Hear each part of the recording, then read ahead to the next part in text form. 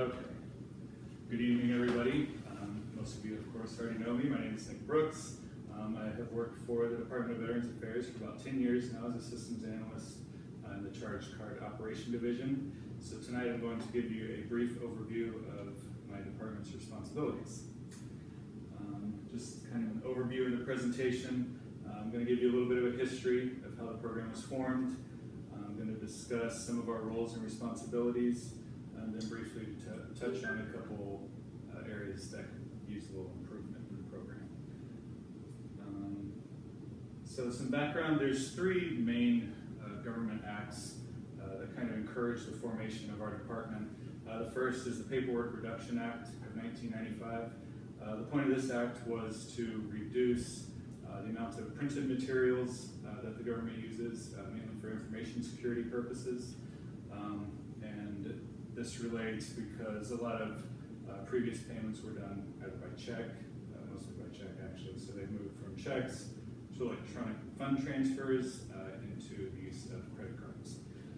The second one is the Simplified Acquisition Procedures, which is found in VA financial policy. This kind of governs how the funding and money is used throughout the VA.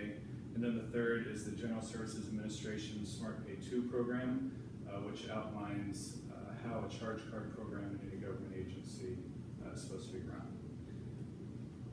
So just to give you a kind of idea of the scope of our department, the VA is the second largest government organization behind the Department of Defense. So we're fairly large. There are over 1,000 facilities, which could be either medical centers, finance offices. We have a couple debt collection centers, but we're spread all over the U.S., several territories like Puerto Rico, Guam, we're also in the Philippines. There are currently over 35,000 cards in use. So each of those facilities has at least one card.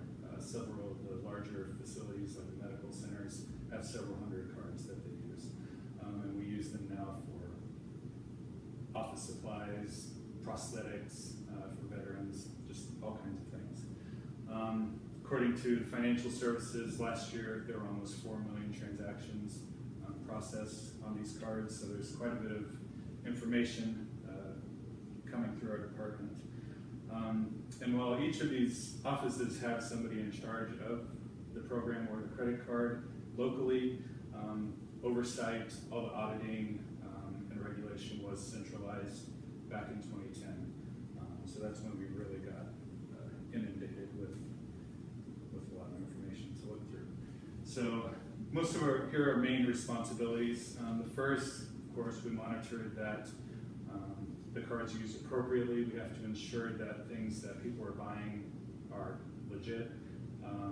Give you an example, some of the things we find, like last month, we had a woman try and pay her $300 speeding ticket with her government purchase card. So clearly that's not good. So that's the kind of things we look for and we catch. We also have to ensure that the correct funding is used. There's funds for everything you can imagine in our accounting system, from prosthetics and office supplies.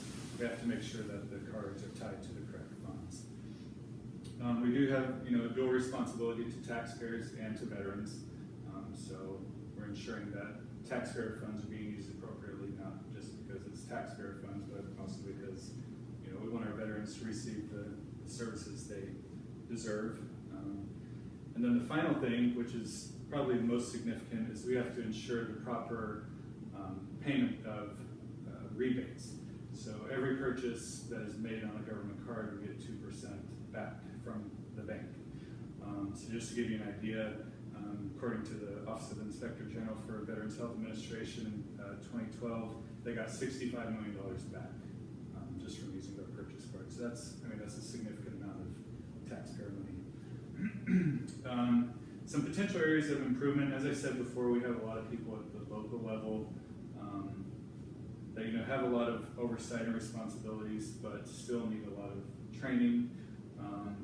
They have to be able to run reports, they have to know what they're looking for in all the audits. So I think providing some localized training would be very beneficial.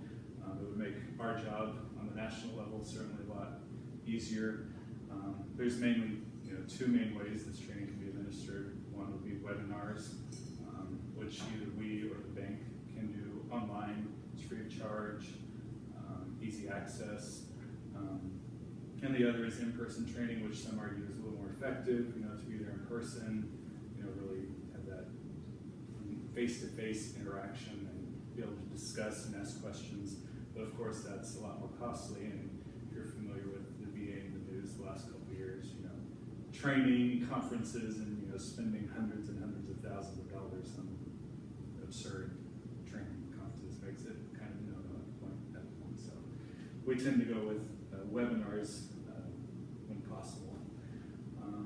So that's really all I had. Give you a brief history, kind of some of our roles and responsibilities, some areas maybe we can improve.